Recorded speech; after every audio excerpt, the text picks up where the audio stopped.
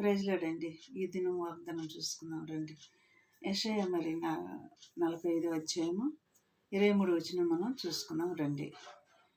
నా ఎదుట ప్రతి మొకాళ్ళు వంగుననియు ప్రతి నేలకియు నా తోడని ప్రమాణం చేయననియు నేను నా పేరట ప్రమాణం చేసి ఉన్నాను.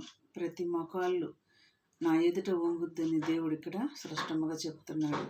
ప్రతి నేలకియు నేను దేవుడు నేను ఒప్పుకుంటుందని ఇక్కడ దేవుడు స్పష్టంగా మాట్లాడుతున్నాడు. అంత మాత్రమే కాదండి, నేను నా పేరట ప్రమాణం చేసి ఉన్నాను అని అంటున్నాడు. నీతిగల నా నోటి మాట బయలుదేరి ఉన్నది. నీతిగల నా మాట బయలుదేరి ఉన్నది. ఈ దినం వాగ్దానం ఇదనమాట. అయితే మరి అది వ్యర్థము కానేరదు. ఆయన నోటి నుంచి బయలుదేరిన మాట ఏ మాట కూడా వ్యర్థం కానేరదని ఆయన చెప్తున్నాడు దేవుడు. మరి మన ప్రార్థనలు వ్యర్థమవుతాయా? అవవు కదా. మనం చేసిన ప్రార్థన ఫలిస్తుంది. మనం చేసిన ప్రార్థన కూడా మనం ఆయన ఎదుట ఏమడుగుతామో అది ఆయన మనకి అనుగ్రహిస్తాడు. ప్రార్థనలు ఆలకించేవాడు అని దేవుని మనం ఎప్పుడైతే ప్రార్థన చేస్తామో మన ప్రార్థనలు ఆయన తప్పనిసరిగా ఆలకిస్తాడు అనమాట. మరి ఆయన నా మాటలు వ్యర్థం కానేరదు అని చెప్తున్నాడు అనమాట ఈ దిన వాగ్దానంలో.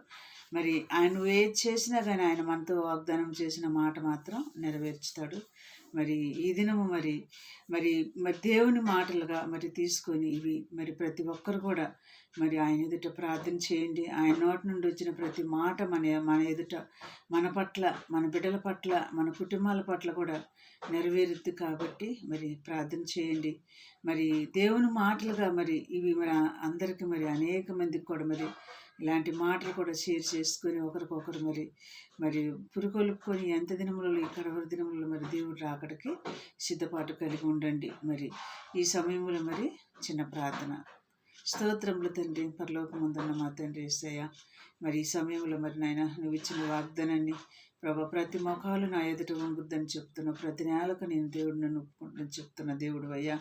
అవును ప్రభా, నీ మాట నిరార్థకము కాదని చెప్తున్న దేవుడు తండ్రి.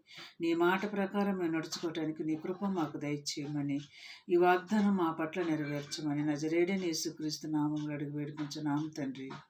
ఆమేన్. God bless you.